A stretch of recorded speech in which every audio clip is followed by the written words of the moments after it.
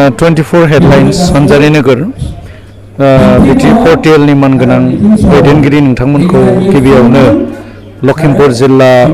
बर' थुनलाइ आफादनि जानानै लोगोसे लखिमपुर जिल्ला आरो दखरा जोंनि माहारियारि आफाद बा दुलाराय बर' फरायसा आफाद गासैनिबो जानानै नोंथांमोननो साबायखर जासिबाय आरो बे समाव दिनै 27 जानुवारि दिनैनि बे गोथार दिनाव बर' थुनलाइ आफादनि गिबि खेबनि खन्थाइगिरिफोरनि जथुम बे जथुमनि गिबि हाबाफारि लानाय जादों। दा बेवहाय खोब गोजोनथाव बाथ्राया बे जे खन्थाइगिरिफोर गोबां बेवहाय फैदों जे गागि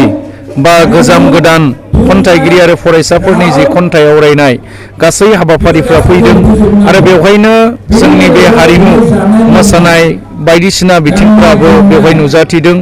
आरो सुबुंफ्राबो जोंनि बाहागो लागिरिफ्राबो गोबां बाहागो लादों आरो बे खन्थाइगिरि जथुमनि जि थांखिनि गेजेरजों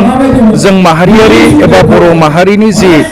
जोंनि राव थुनलाइ हारिमु सोदोमस्रि गासैबो बे खन्थाइनि गेजेरजोंनो बेरखांगोन होननानै जों आसा खालामदों आरो दिनै गोथार बाथ्राया बेनो दिनैनि दिनाव बा दिनै खन्थाइगिरिफोरनि जि खन्थाइ आवरायनाय बे खन्थाइ आवरायनायाव खन्थाइगिरिफोरनि जि गोथौ सानस्रि गोथौ खबाम आरो बिथांमोननि हारिखौ मोजां मोननाय गावखौ मोजां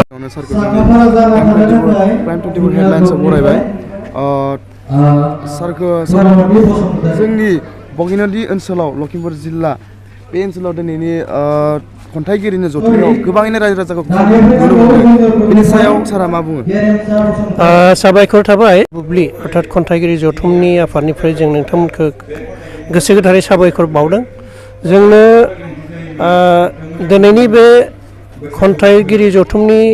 लिंथुमनायानो जादों बा खन्थाइगिरि जथुमखौ जों दिनै खुंनायानो जादों जे जोंनि बर' हाबाफारिया जों फारि फारि खुंलांगोन।